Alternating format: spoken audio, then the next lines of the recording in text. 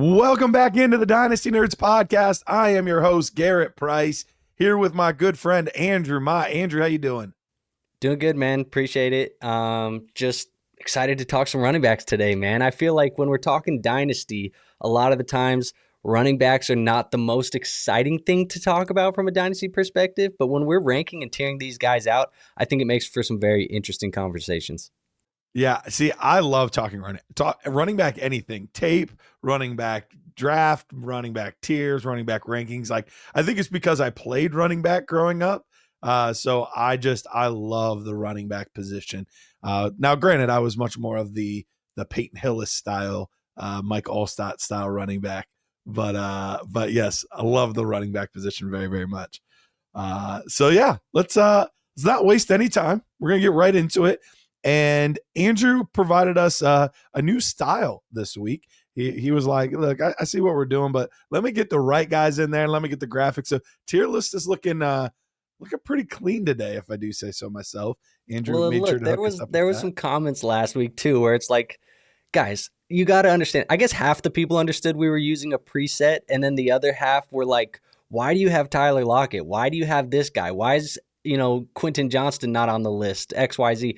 You know what? Let's just make our own then, and let's just have all the guys. Yep. So these are all the guys that we want to talk about and we want to cover today. So we're going to get right into it. And we've done it the same way with all these others, and I think it's the best way to go about it. We kind of need an anchor player. We need an anchor player for every tier, so it makes it a little easier to figure out. Now, remember, this is Dynasty, and I think this is going to be the one that differs probably the most from a redraft tier list. Because quarterbacks, they're around so long, and so it'll look pretty similar. Receivers, you have a couple guys that are like, a Davante Adams that should be much higher on a redraft, but for the most part, still pretty similar. Running backs is the one where you could have a great running back, but it just looks drastically different depending on how things go. So let's go ahead and get into things here. I think the S tier, we can just put Bijan Robinson and call it good, right? Easy. All right, so we got Bijan. He's in a spot. Now the question is really like, how many guys do we think are in A tier versus S tier? That's where, is it just two for you? I think it's just two for me too. We'll get Bijan to the surprise name later that's in the S tier. I don't think it'll be hard for people. Yeah, I think it's two for me, and they're both from the same draft class. Spoiler alert. Yeah. But other than that, like, I think the next tier down is like an Achane, a Genty. I think both those guys are good names for that. So let's put Devon Achane there right now. Devon Achane feels like the perfect guy to go in the A tier. He's young. He's incredibly productive. So I think you've got everything you want in Devon Achane there. The only thing that's even sort of sketchy with him is we don't know exactly what the long-term situation is going to be like. So that's the only thing that we're not quite sure about. But overall, he's great there. So I think he's a good anchor for A. Then we get to the B tier. Man, I think it's like a matter of how far do you want to go down, or do you want to like just chunk this out the rest of the way? Because we still got 5 tiers to play with here. I think if we went for a small chunk, a name maybe I would be looking at would be like... Would Jonathan Taylor be in the next? I think Jonathan Taylor might have an argument for A. But maybe he's in B. Being a little older, I don't know. I was going to throw out the name Bucky Irving and see if Bucky Irving sticks in a B tier. He could be a B tier. He's between a B and a C for me right now. Treveyon? I'm good with Trey. Yeah, let's put Treveyon in B. Okay, Treveyon. I think that's a good anchor player. So we'll get Treveyon. Having Treveyon in B tier might be a little bit early for some people. But partly for us, or at least I'll say for me, I won't say for us. I'll speak on my behalf, and then you can say what you want. But as a prospect, he was right there with Ashton Genty for me. I mean, he was the number 2 guy in the class all time for me. He was either 3 or 4 all time. Like he's up there all time. And that's going back to the 2020 class for me. So I already believed in him. Now seeing what he's done the past 2 games, in his age, like all of that, it just makes perfect sense for me to have him in B tier. Yeah, I mean, for me too, I had him as a player who was my running back 2 pre-draft. Post-draft, after we saw first-round draft capital for Hampton, I moved him. But it was still Henderson as RB3, even post-draft for me over Quinshon Judkins. So far, obviously the production has been for Judkins early, but we're not grading these players or tiering these players or ranking these players right now based off of what they've done just up to this point in the season. We're ranking this off of fantasy football, dynasty fantasy football over the next couple of seasons as well. Obviously not trying to look too far ahead because it is the running back position, but for me, Treveyon Henderson, he's a player that I still firmly believe in. I think he's super talented, and obviously we've seen over the last couple of weeks, when given opportunities, the production will come in this offense here with Drake May. Absolutely. All right, so he's our B tier. I don't know that we want to get into this guy yet because I'll mention his name, but let's actually rank him later. CMC is arguably the most messy player to rank. Yeah, because of the production versus age stuff. Right. And that's why I've kind of, for these anchor points, I've kind of been throwing out young names because I feel like the old guys, it's going to be easier to piece them in later once we see kind of how the tiers are shaking up. I don't want to start a tier with an anchor of an older running back. And so I've been trying to throw out these young names. I was thinking maybe a name for the C tier that we could throw out. Would a Breece Hall feel like a C tier guy for you? Breece was a name I was considering. He would be between B and C for me. Kyren was kind of the name that I went with in C in my mind. I would not be opposed to a Kyren. I was kind of also thinking of a James Cook, but he feels like he could also be B as well. Yeah, he's kind of a tweener as well. So let's go with Kyren. Very solid, steady guy. He's been an RB1 for, this would be 3 years in a row if he finishes as an RB1 this season. But we're seeing more and more Blake Corum. We are. And he's not a special athlete. So I think that's kind of what keeps him from being a B tier type player. Yeah, I totally agree. I have no, qualms with that one at all. So I think, it's going to be interesting to see how the rest of that tier falls out. Because it feels like that B and C tier is like the tweener tier, like where there's going to be a lot of guys that could fit both. But D tier now, looking at D tier. That's where things kind of start to fall off for me. Yeah, if we're looking at trying to put an anchored guy that's a little bit younger to kind of give us some, I guess, longevity to look at, would a RJ Harvey feel like he fits that? Would a Chase Brown feel like he maybe fits that? I'm good with both of those guys. I am not the biggest RJ Harvey guy, but this also means, if I'm ranking Kyren probably around RB 12 or so, RB 13 in my rankings. For me, for Kyren, he would be 12, 13. So that means Kyren for me is, I'd have to look at my actual rankings. I want to say he's around 19 for me. Kyren? 20? What? Kyren? You just said no, Kyren's RJ at 19. Okay, Harvey. RJ Harvey's around 19. Sorry. Okay. I might be saying the wrong things. Excuse me if I am. I do this for a living. But RJ Harvey, I have as like running back 19, 20 range. Okay. Yeah. I don't know if I'd have him that much further off. I probably have him a little bit higher than you. Somewhere around like 17 probably is where I have him. Okay. I tend to be a low guy on RJ Harvey though, so that makes sense. Makes sense. Yeah, he's interesting. I also could throw like a Kenneth Walker around this tier as well, potentially. But, I could see that. Too. I was thinking, I don't want to say too many names, but I'm good with that. Now we get to E tier, and two names that kind of pop out for me in E tier would be Jaylen Warren and Woody Marks. Would either one of those be a good fit for you? I think I'm okay with either of those guys. I was also thinking a name that I thought immediately was Benson, Trey Benson. He's another one that was in that range for me as well. So yep. Let's go ahead and put Benson there. Okay. I have no issue with that. Benson's tricky. He's not going to be in our F tier. And reminder, F does not mean like these guys are terrible. They are still top. What do we have? Like 30, 36 running backs here? Yeah, I think this came out to like 33 or something, 32. Okay. Yeah, so that makes perfect sense. So it's not like these are bad players and unusable players. They're just not guys that we're prioritizing over these other players. So I think some people get like the F tier in their head, like he doesn't belong to be an F. Like it doesn't mean don't think of school grades. These are not school grades. So yeah, Benson though, upside and youth, but tons of concerns. Right. So yep. Feels about 100%. Right. And another thing I want to remind people too, because I saw a little bit in the comments last time, was like people were saying, why is there so many tiers for just the top 30 guys? I think it's more so to break them down into chunks, smaller chunks, to show you how we view these players in comparison to each other, and not necessarily that we would have to get through the top 50 running backs 12 to 15 tiers. That's probably not how we would be looking at it in a startup. But when we're looking at these guys in small sample sizes in comparison to just the position, we want to break them up a little bit more just to give you a clearer idea as to how they compare to each other. Yeah, absolutely. And for me, I've mentioned it before, and this is similar. I know Rich does it a similar way. Is there ever a world where I would consider drafting this player above this player?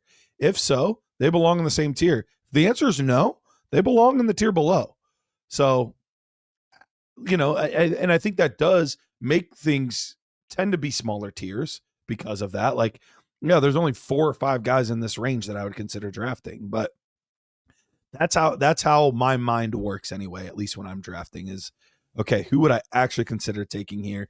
And a lot of my trades will try to get me to the end of my tier before I get into the next tier. So I'll trade up because I'm like, ooh, this is the last guy in a tier for me. I want to get him. Whereas if there's 4 or 5 guys in my tier, I'm chilling. I'm waiting for it to come back to my pick. Or maybe even trading down if it's at my pick and I have 4 or 5 guys there. I'm like, shoot, I'll trade down a round because I think I can still get a guy of similar value an entire round later. 100%. I agree.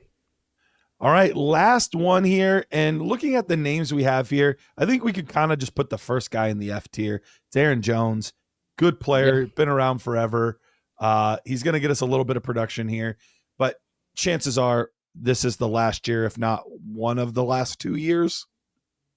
Yeah, it feels like with him, I was just looking like who are the oldest like low end running backs that I can find in here, and it was like Kamara, Jones, Dobbins. Feels like he might be able to fit into this tier too. Like those are the guys I would look at.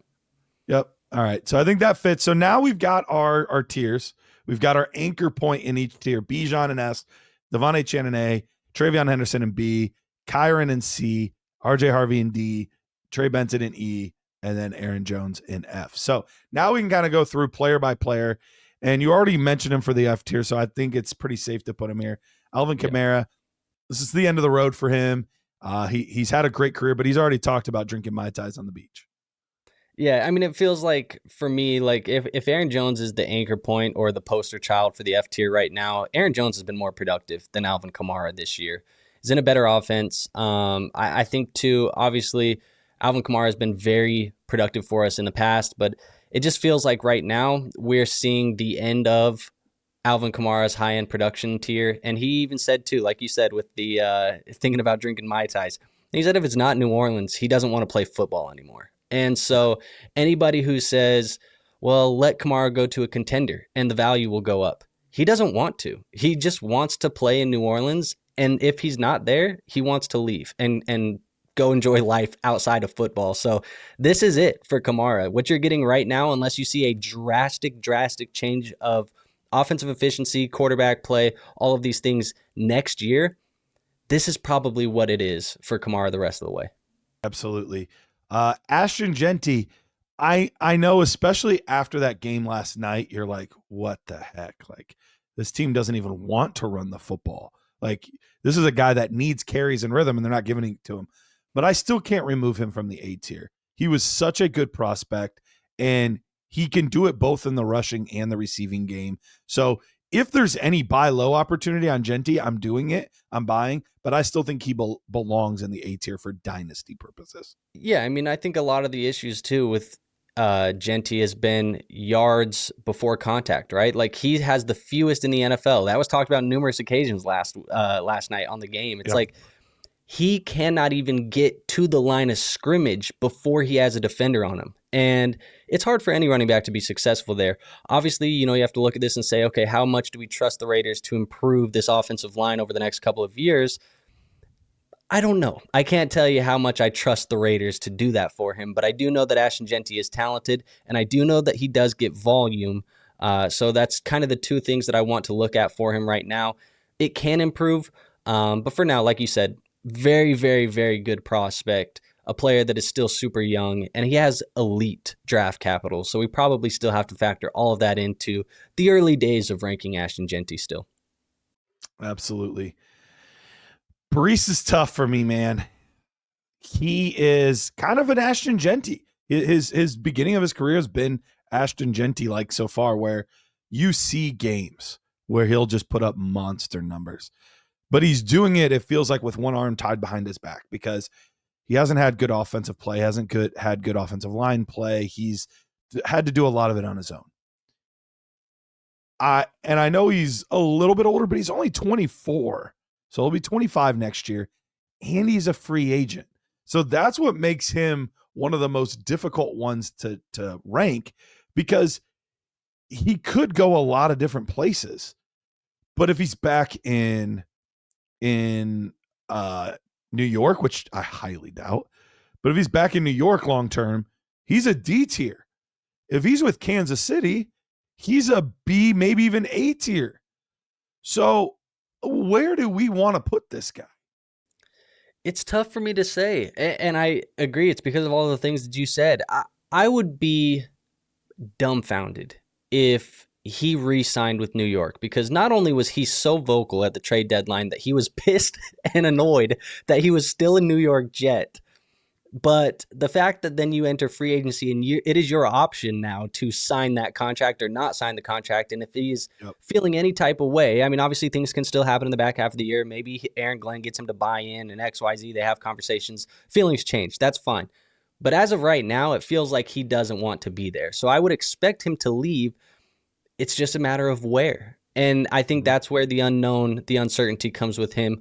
I think for me, I lean today ranking him as a C-tier asset with Kyren. Mm-hmm. But I think the thing about him is this is kind of the floor with Breece, is the C. It feels like if you're going to invest in a Breece Hall right now, if you're going to trade for a Breece Hall, if you're going to put him onto your dynasty roster in any way, shape, or form, there is room for value insulation here depending on where he lands. So this might be an interesting player right now as we're talking about these rankings. It feels pretty bad today to trade for Breece Hall, but it could feel pretty good in about 6 months. And so maybe he's a player that you should be targeting as a buy if you are a team that needs some running back help maybe in the next 12 months to win a championship next year. Yeah, no, I couldn't agree more. I know we rank him at the end, but I'm going to put Breece at the front of the C tier because I think that signifies the upward momentum. Like he could easily be gaining a tier or two, especially at his young age, very, very soon. So let's go to Bucky. Bucky, I think, is still a B tier for me, although all the injuries and then seeing Sean Tucker go nuclear this past week and stuff does leave a little bit of a bad taste in your mouth. Yeah, I think at the end of the day, you have backup running backs who do come in and perform, but 1-2 performances from a backup usually is not going to be enough for an offense to move off of a starter or give a starter less by any means. For years and years, I watched Alexander Madison come in and go nuclear when Dalvin Cook was off of the football field, and then Dalvin Cook would get healthy and right back to RB1 production for Dalvin. So I kind of think it's kind of the same thing here for Bucky Irving. He was a player that I thought maybe as the poster child anyways for the B tier, so I'm more than happy to put him there. We're going to Cam Skattebo. If he were healthy, we'd be talking about him easily in the C to B tier. Easily. But with that foot injury, it's not, he's not a player that had, he's crazy athletic. He's just not fast. And so he's not a player that could afford to lose a step at all. And that is something you worry about. And so with Cam Skattebo, I want to so badly put him in the C tier, but I think he needs to go in the D tier. I kind of think he needs to go in the D tier as well. This is going to be one of the rankings that pisses everybody off. I think people are going to be really mad with the Cam Skattebo stuff, but I think we have to view it for what it is. He was a prospect that was not a day 1 or a day 2 draft pick. he was a prospect who was a day 3 draft pick. And he came in, he performed. Obviously, things went well. The coach that really loved him, Brian Daboll, is no longer there. That is something to bake into the equation as well. There's going to be a new coach there. And obviously, Cam Skattebo, if you come in, you bring energy, you perform on the football field, every coach is going to love you. That's not going to be an issue, I think, for Cam Skattebo if you do those things. But you're right. The injury is tough. This is an injury that we've seen Chris Godwin suffer, and Chris Godwin missed plenty of time, came back this year, re-aggravated it, and he hasn't been on the football field since. So, Skattebo plays a little bit of a tougher position than that, a harder position, more physical on you. It's going to be interesting to see how he bounces back. But I think for right now, just based off of all of those things, you probably have to put him in the D tier. And I would have no issue at the end of it when we look at the tier, and I would not be surprised if he's at the top of the tier for us. Sure. But definitely a player that I think right now, I don't have the confidence in Skattebo the same way that I have the confidence in Kyren or Breece. Yeah. No. Did you see him? I mean, he's on Monday Night Raw getting in fights. I saw that, dude. What are we doing, dude? Did you see? I mean, a couple weeks ago, he was on the front page of like the New York Knicks opener too, and he's like back there flexing. like he's going to like every event, dude. He's like embracing New York, and I think New York's embracing him. Oh, 100%. Definitely enjoying not having to go to practice and play football, right now. He's also on stream too. He was on stream the other night playing some video games, showing off his ankle and some other stuff, Colin Jackson, whatever. He's enjoying it. I have no, negative feelings towards any of that. I think it's all fun. But I've seen some people that are like, Skattebo, what are we doing? You're injured, and now you're getting in fights on Monday Night Raw. No, I love it. It's his personality. Like, he's just being who he is. I have zero issue with it at all. Like, absolutely, dude, enjoy it.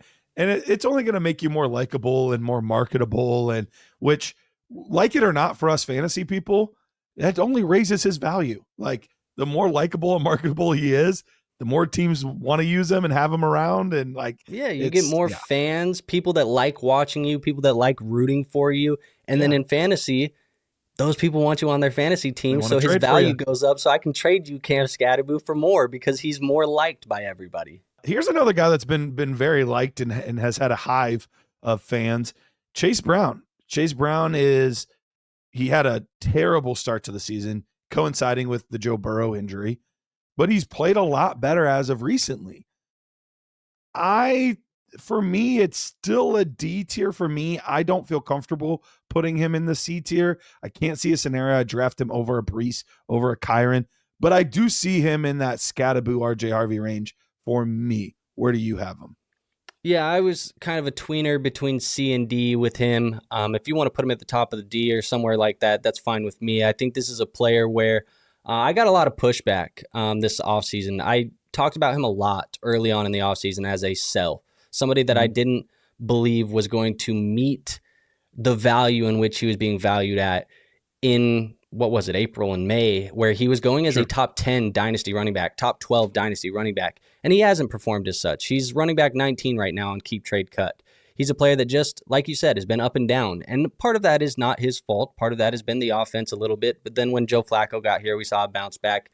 Yep. He's just a running back that I think we see these things happen, and sometimes the fantasy community, we talked about likability and guys that people become fans of. Sometimes the dynasty community gets caught up in people and gets caught up in players over process. And I think Chase Brown is one of those players that people are getting caught up in the player and not the process, because just like Skattebo and just like, some of these other guys that we've seen come through, not a day one, not a day two guy, a guy who got some opportunity. And sometimes the opportunity, it's nice when you have it, but it's short-lived.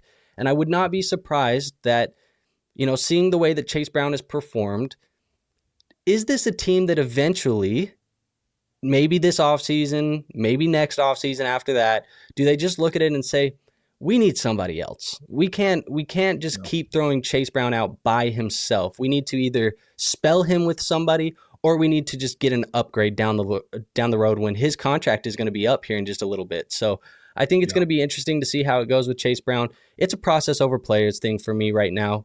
I think he's a player that probably isn't going to see too much more value insulation, and we probably have already seen the peak of his dynasty value. Yeah, I think you're right.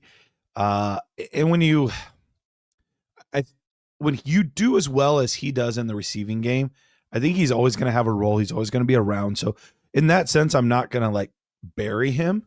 No. But realistically, I do think that this is a team that would like to have somebody when everything's going right and when they get ahead in games to be able to actually run the clock out at times, to have somebody that they can trust consistently between the tackles, because that's just not Chase Brown's game. It's never been his game. So I think they do want somebody like that. You saw they brought in Zach Moss. They had Taj Brooks that they drafted. I think they want that guy. They just haven't quite been willing to spend to get that guy yet. Yeah, and it's because they've been having to address everywhere else. The defense has been putrid. The offensive line has been mediocre. Like, they've been having to address everywhere else. And so I think eventually, too, you got to look at the financials of this team where they're paying Burrow. They're paying Chase. They're paying T. They're going to have to pay other players. When it comes to paying players, are you paying Chase Brown or are you letting Chase Brown hit the market? Yeah. Yep. Nope. I think that's a fair way to look at it. All right. We're already a half hour in. Actually, there's cut time. So I had a dog issue. Don't worry about it. Anyway, so we're not actually a half hour in, but yeah, we've still got a lot of running backs to cover. So Christian McCaffrey, arguably the most difficult one, because redraft guys, we're putting him at S. Like he's a special talent. He's getting the volume, all that kind of stuff. But we've seen this year with Christian McCaffrey, and this is kind of an underlying thing for me that I'm keeping an eye on.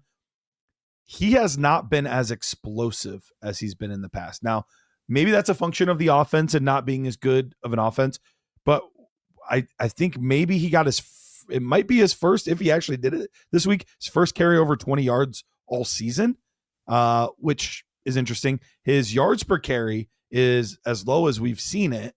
He's being propped up by a ton of passing volume, which is great. We love that for fantasy. But a guy that's his age, he's either 28 or 29. I'm trying to remember. I don't remember for sure, dude. 29. 29. So we're going into age 30 season next year on a player that we are starting to see some of the decline from. For me, it's borderline CD for me. Okay, I would be fine C. I'm not fine with D right now, just based off of the production that we still get. Like, that's still valuable to me because, like you said, if you're a contending team, 1 or 2 year window, arguably he's about as good as it can get right now. And I agree with you. There's a lot of red flags, I think. Or no, let's not call them red flags. Let's call them yellow flags, warning signs as to maybe a potential fall off. And I think always with the running back position, it's tough to tell sometimes, and I think it's easier said than done, but I like to think about it. I'd rather be out a year early than a year late with the running back. And it feels like right now, especially as we're approaching trade deadlines, I know in some of my leagues, the trade deadline is this week. Is this the time to move Christian McCaffrey right now to one of those top contenders? If you're a top contender, can you somehow figure out a way to move laterally without losing too much production, but gain long-term value so you can still capitalize on the high point for Christian McCaffrey? Like, this is kind of what I'm debating. I have him on a strong contending team, and I've been trying to move laterally, but it's like, do I want to get rid of the points? What's worth more to me? Would I rather have the points right now and lose out potentially in the summer on value? Because we know once the summer hits, his value is going to tank because everybody's going to see 30 next to his name. And in the summer, when you're not scoring points, those older guys just get pushed down. So absolutely, it's an interesting thing with Christian McCaffrey. I think right now, if you're not a super contender, a super strong contender, the smartest thing to do is probably be looking to move right now. And yes, CMC could go out next year and have another good year. That's fine. But I would rather get my top dollar today, because think about it. 6 months ago, 9 months ago, it was dead for Christian McCaffrey. People didn't want to touch Christian McCaffrey. So we got to think about it from that perspective too. Let him get 30 and have an injury. You won't get a thing for him in the trade market.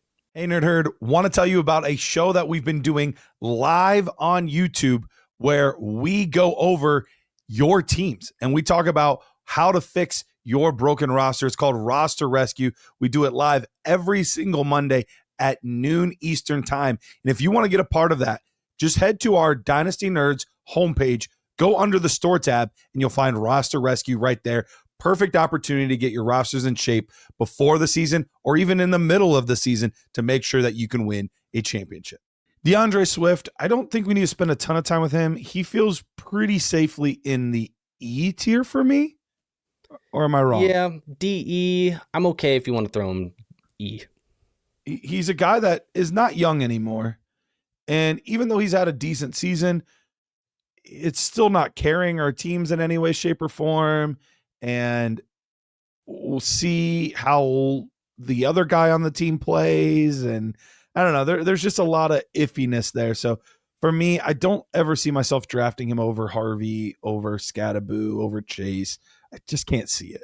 I think the Bears, too, are another team that could look to dip right back into the running back class next year, too, in the draft. Like, I wouldn't be surprised to see him do it again and draft their, they've been trying to replicate the Sonic and Knuckles, right?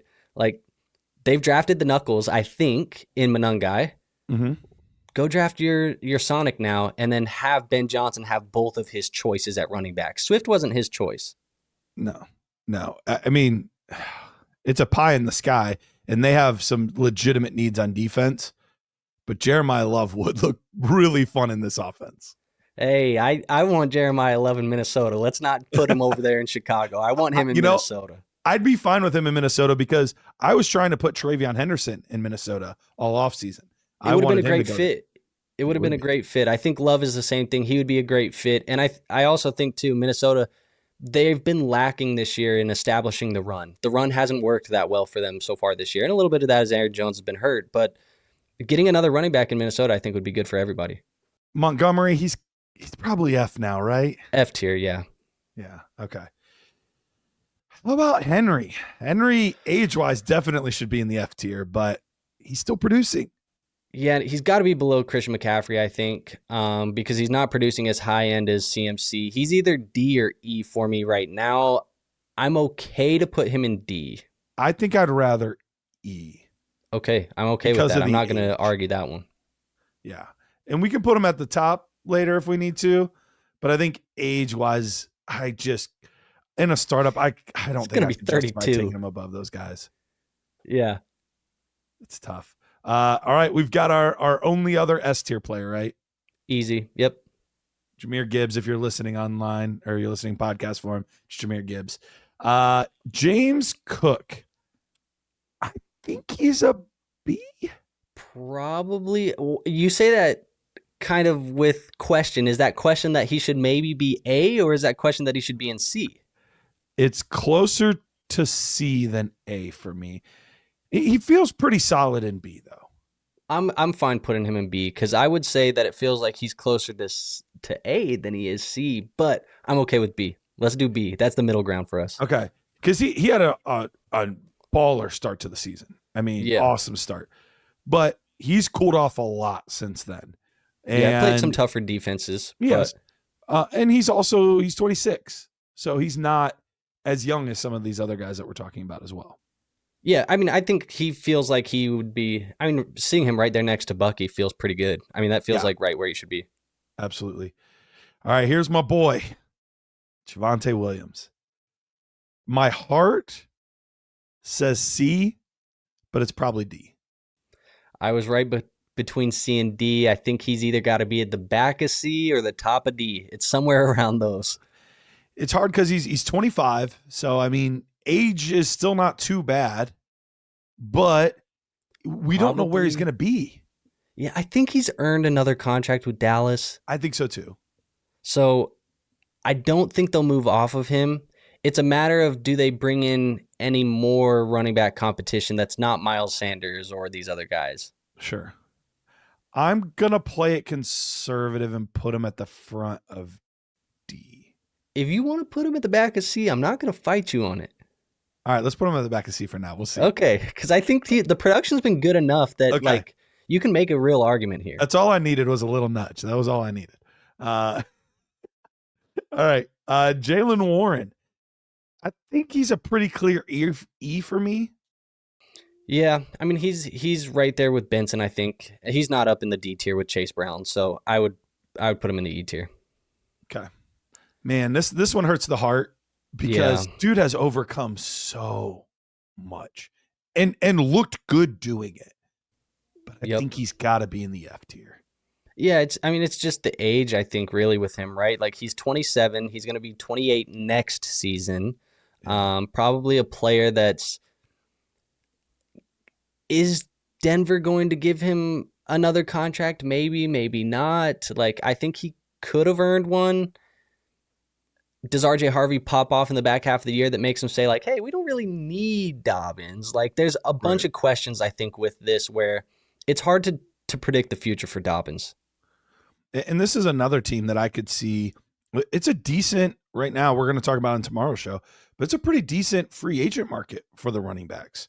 Not that I think they bring Javonte back. He's one of the guys that's available, but Breece is going to be available. Kenneth Walker is going to be available. Etienne. Travis Etienne, is going to be available. So there's going to be some good names out there and available. It would not surprise me if Sean Payton does what Sean Payton's always done, and he's preferred to have a more of a committee or at least a duo approach to the running game.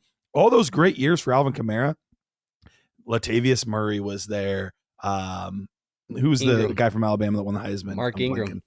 Mark Ingram was there. Like he's had a lot of other players there and involved during his time. So I could see RJ Harvey being more of the Alvin Kamara role, which is great for him, but them still having somebody else there. Right, because the Kamara role we know is the receiving upside and the explosiveness that translates to fantasy points, but the other guy gets enough to make you feel like you can plug him into the flex, but it's just, I don't know what's going to happen with Dobbins this offseason. If the market is really hot with running backs, I can't imagine he's going to be one of the first guys people are calling. All right, so in my early days of Dynasty Nerds, I think this was year 2 for me. Rich and I had arguably our biggest debate ever, and it was CEH versus this guy, Jonathan Taylor. And look, I've had plenty of misses. I was really big on JJ Arcega-Whiteside, and he ended up being a poop sandwich. I've had plenty of guys that I've been high on that have been wrong.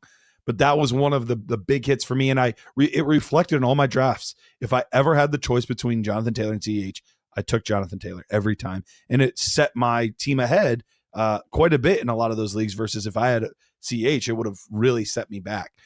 So you mentioned earlier that you think he might be an A-tier guy. And similar to Javonte, like, I'm not going to fight you. Like, if you want to put him in A, he's so productive right now, I'll go for it. I think he naturally, because of age, he's going to be 27 next year, probably goes in the B. But when you're that good and you're putting up those kind of numbers, I'll listen to it. First of all, I just want to say, Rich, I listened to you in that debate. I drafted CEH everywhere. Oh, no. So thanks a lot, Rich. No, I'm just kidding. I was the one who pressed the draft button. I can listen to the advice, but I pressed the draft button. So I should have listened to you, Garrett. But at the end of the day, I was the new guy. You didn't know yet. Look, it is what it is. I was listening. I was trying to. What I probably should have done was draft Joe Burrow. I drafted CH over Burrow. Also, by the way. So, yeah, what was I doing? I don't know. Come a long way since that time. I think that was my second year of Dynasty, maybe ever playing it. So, yeah, definitely different. But look, I think for me, Jonathan Taylor, he's a player that's highly, highly productive. He's a player that has the contract. He's locked into Indianapolis for a while. I think right now the production is A. I'm okay to put him in B. I think he's probably more top of B. Let's put him top of B. Because if I do have to select today, like, are you drafting Achane? Are you drafting Genty? Are you drafting Taylor? The smart decision, my brain says just draft Achane or Genty. My heart says I want Jonathan Taylor. But I think the brain says just draft Genty or Achane. The hard part is we could be falling into a similar situation with Saquon last year, where he has a career year, but a butt ton of touches. And we've seen historically every time guys have a ridiculous amount of touches in a year, typically what happens is we see a pretty steep fall off the next year. So we'll see what happens. Hopefully that doesn't happen for Jonathan Taylor. I'm rooting for the best. I have him on a lot of teams, so I'm rooting for the best, but I think that's where we're at with him. Josh Jacobs is another tricky one for me. He's 28, he's 27, going to be 28. Yep. he's been crazy productive. I mean, he just running back 1 year after running back 1 year after running back 1 year. But at that age and not putting up monster numbers, I can't put him in B. Oh, no, I wasn't looking at B. I was going to C to suggest D. C. I was going to suggest C. I think C's I think he could have almost been our poster child for C, honestly. Yeah, I think so. Because I think of like, if I have to pick between Javonte and Jacobs, I think that's a legitimate argument. You can make a choice between the two of those guys. If you have to pick between Kyren and Jacobs, I'm probably leaning Kyren, but that's why we, rank these at the end. Close. Yeah. All right. So yeah, we'll put him in C. Kenneth Walker. I know on age and highlights, he should be C, but he's probably D. He's got to be D. Just one of the most frustrating, I think, running backs that I've seen over the last couple of years. It's just another the free talent, agent, though. Yeah, I mean, and it could get better. It could not. I don't know. I'd love to see Kenneth Walker. It's tough because you think of Seattle and you're like, this is one of the better situations I feel like that people could land in, but they want to do that committee, and Kenneth Walker's on the bum end of the committee, it almost feels right. like he's not even on the good side of the committee. And so I've talked about, Washington maybe being a great spot for one of these running backs to go where, JCM hasn't been good. And they obviously have Eckler coming off of the Achilles, and they have, Chris Rodriguez and some of these other guys. Getting somebody behind Jaden Daniels that can actually move the ball would be great. And I think Kenneth Walker would be an awesome fit there in totally agree. Washington. And it would be great to see him because I think he's going to get a lot of work if he lands in a situation like that. So kind of similar to a guy like Breece Hall. Feels like this is the floor rank and there's room for value insulation. But right now, as is, it is tough to have any confidence higher than this D tier for me. No, I think it's a fair spot to put him. Talent suggests higher, but production does not. So I think we've got to put him here for now till we figure out where he goes. Injuries over the last couple of years have piled. Yep. Yeah. One of my favorite players in football right now. I loved him as a prospect. Kyle Monangai. He's, if you're looking at a 7th round pick, you're like, why is he even a name on this list? Well, we saw what he could do when given the opportunity. Granted, it was Cincinnati. We know it was not a good team, but he's done what a JCM hasn't done. When given the opportunity against a bad defense, he balled out, and that's what you want to see guys do. Now, does that mean he's going to ball out against good defenses given the opportunity? We don't know, but what the information we do have right now is when given the opportunity, he's done something with it. So for me, that automatically moves him above F tier, but the volume can't put him any higher than E tier for me. Yeah, I mean, I was going to argue EF. That's kind of where I was at. So youth, hopeful that he stays in that, knuckles side of the committee there in Chicago. I think it puts him there at the E tier, but I would say he's probably closer towards the back of this tier than he is the top. I would probably agree with that simply because we don't know about the volume. And that's the most important thing for a running back for fantasy purposes is, do you have enough opportunities to contribute for me? Yep, exactly. Omarion Hampton, I'm going to put him in A. I get it. Yep, he's a rookie and he's been hurt, but the short sample size we saw looked really good. And this Chargers team clearly needs him. I think they're functioning as a pass-first offense out of necessity because both he and Najee are down. But I think if he were there, they would be leaning on him a lot heavier. Leaning on the run. Also, you think about long-term, right? Going into next season, the year after that, they have 2 elite all-pro level tackles in this offense. They're injured right now, but you have 2 elite tackles that will be blocking in this offense long-term too. He's got one of the best situations of any of these rookie running backs, probably the best situation for all rookie running backs right now. Yep, absolutely. Quinshon, he's been really good. Not quite A tier with Genty and Hampton. B tier. But I think he's a clear B tier. Yep, absolutely. All right, Rico Dowdle, a guy that if you would have asked me 50 names before the season that would be in this, I don't know that he would have been one of the 50. But he's played awesome with his opportunity. For me, it's between D and E, I think, is where I'm at. Where are you at? I think I'm between D and E as well. I do a lot of best ball. And this offseason I was trying to pick like backfields where I thought there would be some shakiness, some uncertainty. Maybe there was room for the starter to be unimpressive. And I drafted a lot of Rico Dowdle. I Oh, picked nice. right on this one. I got 20% Rico Dowdle in my portfolio, and my teams are doing really well right now because Yeah. Rico Dowdle's on a lot of them. He was one of the guys. On the opposite side, I drafted a lot of Taj Brooks, and that has not worked out either. So, you can be right and you can be wrong. But he was Yeah. one of the guys that I was targeting. And I think he's obviously shown enough for them to make him the starter over Chuba, who they had just paid. They just paid Good. Chuba.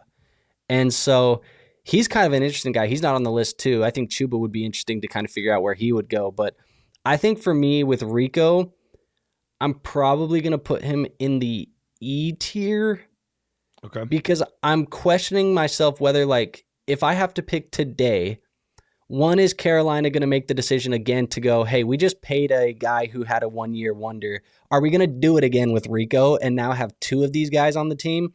Right. Or are we just going to let Rico test the market and now Rico can go do whatever he wants to do again? Because if I have to pick between Benson and Dowdle right now, or Swift and Dowdle, I don't know. You could argue that Swift or Benson might have more safety in their future than Dowdle does right now. I think that's absolutely fair. And realistically, even if he does come back, we still have this weird Jonathan Brooks thing that we don't know what to do with. Dude, it's sad. I don't think he's at all. Yeah. I'm not sure either, but we've seen this happen before. Frank Gore is a great example. Not that he's going to become Frank Gore, but I mean, 2 early knee injuries and then came out. Dobbins. Yeah, Dobbins.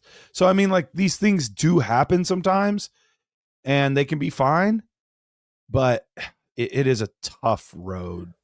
And that's another thing too. Like, do they gamble because they're like, hey, we do have Brooks back here. Chuba, you're fine. We've already paid you. Dowdle test the market. And if you're not it, then we'll try Jonathan Brooks. And if you're not it, neither of you guys are it. We'll just figure it out next year, like in the draft. All right. Few guys left to go. Let's go with the guy that was all world last year, but struggling a bit this year. Saquon Barkley. Is he B or is he C? I'm leaning C. Yeah, he's C for me. I was leaning closer to D than I think I was B right now with Saquon. Yeah. For me, I have him like right in the Javonte, Josh Jacobs range. Yeah, and the reason why I pulled him back up to C was because I saw Josh Jacobs there, and I was like, yeah, I'd still take Saquon over Jacobs, though. Yeah. I think he's right in that range, right after CMC type of spot. Travis Etienne, that's a tricky one. He seems like a D, though, right? Yeah, that's the sweet spot for him, is the D tier. He kind of fits the Kenneth Walker thing as well. A guy who has shown flashes, been productive, but the situation has just been weird. And now he can go hit the free agent market potentially and get a better situation, hopefully. He's another guy. We talked about a team maybe finding your lightning. Could the Bears decide to go get Etienne? Could he go to the Vikings? Like, could that be something where we see some of these more like zone running concepts be a little bit more prominent for a guy like Etienne? I could see him in Chicago. I could see that being a good fit because I don't think his paycheck is going to be huge. So no. I think, a $9 million a year kind of guy, something like that. And like, I think we could say that Etienne and Monangai would be an upgrade to Swift and Monangai right now. I think so too. And they would be interesting too, because I would see them as close to interchangeable as far as that offense would go. Yes, you have a little bit more speed with Etienne and a little bit more power with Monangai, but both guys are capable pass catchers. I wouldn't say that they're above average, but they're both capable pass catchers. So I think you could disguise what you're doing pretty well by having both of those players. Yeah, I think he's going to be a very interesting player to watch in the free agent market for sure. 3 guys left. Let's go to Tyjae Spears. This is another guy that I've pounded the table for over the years, but just with the current situation where he's at, the team he's on, unfortunately, he's got to go with the old guys. Even though he's not an old guy, I think he goes with the old guys in the F tier. Yeah, he has to go in the F tier as well for me. Okay. He goes there. Still upside, still willing to buy for the right price, but we'll see. Woody Marks, I am willing to put up a tier higher into E because I do think he at least has a clear path to potentially be the lead back for this team. But it's also not somebody that I, feel supremely confident in where I could put him in D or C because I could just as easily see them drafting somebody, or maybe Joe Mixon magically comes back. Yeah, that's another wild card, I think, going into the offseason is like this team clearly is missing Joe Mixon in the offense, I think. And so, Woody Marks, you're the starter for now. I don't know if you are the long-term answer by any means. A lot of the opportunity that you have had this offseason, or I guess this season in general, I don't know if I've really seen you take advantage of it. And so you haven't given me the confidence that they are going to move forward with you as the back. They may move forward with you as a back in this offense, but maybe not the back. Final one, Zach Charbonnet. He's an E-tier guy. He's got to go with my boy Tyjae in F tier, right? I think he's closer to an E tier than he is F tier. He's more involved, and then you also have that. Well, Kenneth Walker could be gone next year. Yeah. That's enough to put him in E for me because Kenneth Walker's gone. Actually, I hadn't thought about the fallout from him, but all of a sudden he could be a really valuable asset if they decide to just stick with him as the main guy. It looks like Holani, like they've been trying to kind of get him involved a little bit. Maybe that's a sign of things to come where it's like, hey, we think Kenneth Walker's going to be gone. So maybe can we move forward with Charbonnet and Holani? Yeah. Or get a day 3 guy as well to come in and mix in the day 3 guy with Holani and Charbonnet and let Charbonnet be the lead. Okay, that's actually moved him up for me in my mind. Like he might actually become a target for me, even though he's not fun. Yeah, he's a great trade target right now because I think everybody is looking at Seattle's running back situation and saying Kenneth Walker is the more talented guy. But Charbonnet is the guy that now everybody despises because he's keeping Kenneth Walker off the football field. So can I get Charbonnet thrown into a deal? Maybe it's not even just targeting Charbonnet right away, but can I get him thrown into a deal where maybe in about 6 months we're looking at this and we're like, Kenneth Walker is signed with, whoever it may be, the Washington Commanders, and now Zach Charbonnet is RB1. And I don't think people are thinking about that right now. Ooh, yeah, I wasn't, but I should have been. I like it. All right, guys. Well, that wraps up our. Well, here, do we want to rank them real quick? Kind of put them in somewhat order? I think we can do it quickly. Okay. First 2, I think we're good on. Yep. I think I'm ready to put. Oh wait, I accidentally put Judkins in A tier. He was supposed to be in B tier. Yeah, he was supposed to be with Treveyon. Sorry, my bad. That was a faux pas on my part. I think I'm ready to put Hampton above Genty though. So Achane, Hampton, Genty. Yeah. Yep, that's what I would have done. Okay. So we've got Devon Achane, then Hampton, then Genty.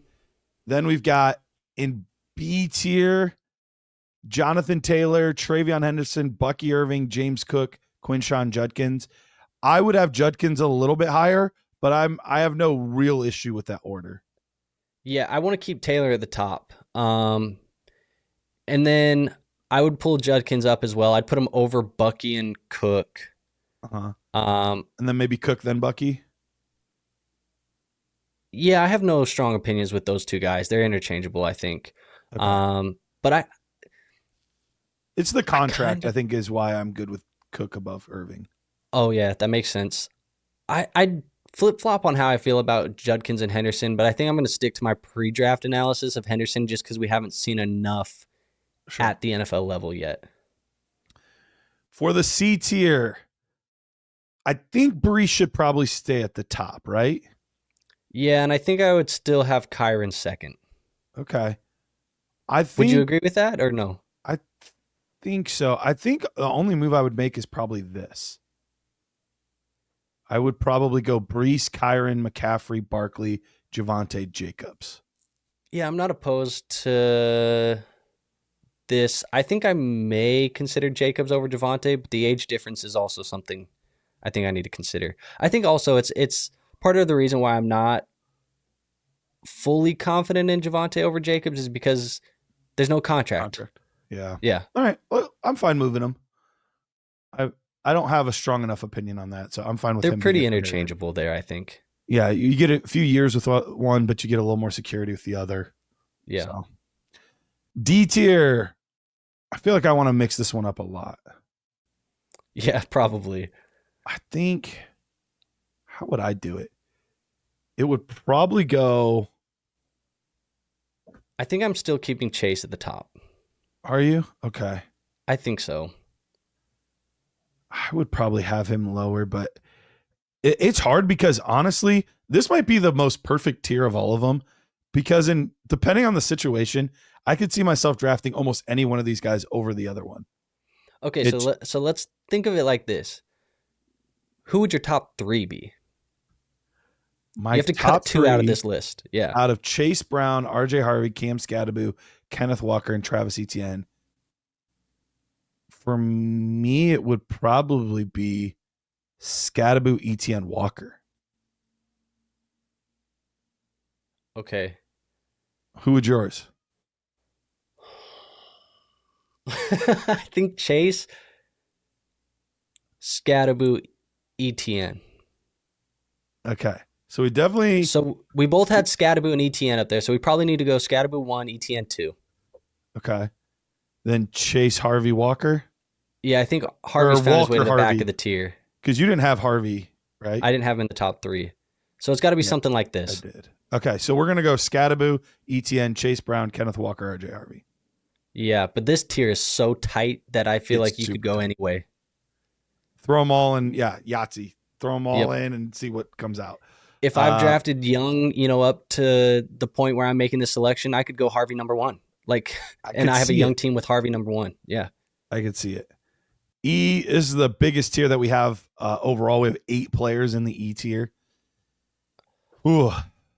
I would say I kind of want to move Monangai, Marks towards the end. Okay. And think about them later. Are you opposed? I know you're the Monangai guy. I am the Monangai guy. I'm cool as long as we keep him ahead of Warren. Keep him ahead of Warren. Okay. I'm okay. So I'll let you have it. Well, we can do that. Maybe I'll put Marks ahead of Monangai actually, because he's got a clear path to touches. Okay. So Woody Marks, Kyle Monangai, Jaylen Warren is the last 3. How are we gonna deal with the Henry elephant in the room? I don't know, dude. I really don't know. I'm gonna put him. I think I'm gonna put him 5th. 5th? Dude, he's so good, but he could literally retire at the end of the year. I know. I just feel like if I'm looking at him and Swift in a startup, I'm like, why would I take DeAndre Swift over Henry right now based off of production? It's got to be such a specific build. I mean, I get it. I think his value is pretty shot in the trade market and things like that. Like, you have to be a super contender to be buying him. And if you're not a super contender, then he's basically irrelevant for your fantasy team. So I think that in itself probably should push him down the board. So you know what? I'm okay with you putting him down there. I think people are going to call us crazy for having Charbonnet over Henry, but I'm cool if you want to put Charbonnet behind him. If you want to do maybe this, Swift at the top, then Benson, then Rico, Henry, Charbonnet, Woody Marks, Kyle Monangai, Warren. You good with that? I'm okay with it. I would have Benson 1. You would have Benson 1? All right. Yeah. I think the injury to Connor and the age of Connor and them drafting Benson where they drafted him, they may, give him a shot here down the stretch. And if he takes advantage of it, he may just be their guy going into next season. I'm going to put Tyjae at the top just because at this point, I'm at least drafting a guy that has hope for a future. I don't know that the rest of these guys have much of a hope for a future. Yeah, I think I would go Monty over Jones. Okay. And I'd keep Jones 3, and then I don't really have any strong convictions between Kamara and Dobbins, but I'd probably go Kamara after Dobbins. Okay, I'm good with that. I wasn't going to fight you on anybody after Spears, so. Okay, fair enough. Yeah, I think I'm just trying to view that last tier as like a mix of immediate production because all these guys are older. So like, who can give me immediate production, but also give me maybe a little bit of a longer window? It feels like Monty has a longer window than some of these guys. Jones has some pretty good receiving upside in this offense still. And then Kamara and Dobbins. All right. Well, that wraps up our running back tiers. Let us know in the comments below. Where did we get it wrong? Where did we get it right? How do you feel about these tiers? I know that there's a couple players, pretty controversial guys. So I could see some people saying you're like 2 tiers too low on Chase Brown, or man, Jonathan Taylor should be S tier. Have you seen him play? I could see it. I could understand it. This is where We're we hating on RJ Harvey because he's all the way at the back of D. He's the starter, man. He's the starter. We'll see. We'll see how it goes. All right. Appreciate you guys. Thanks for hanging out with us, and we'll see you next time. See ya.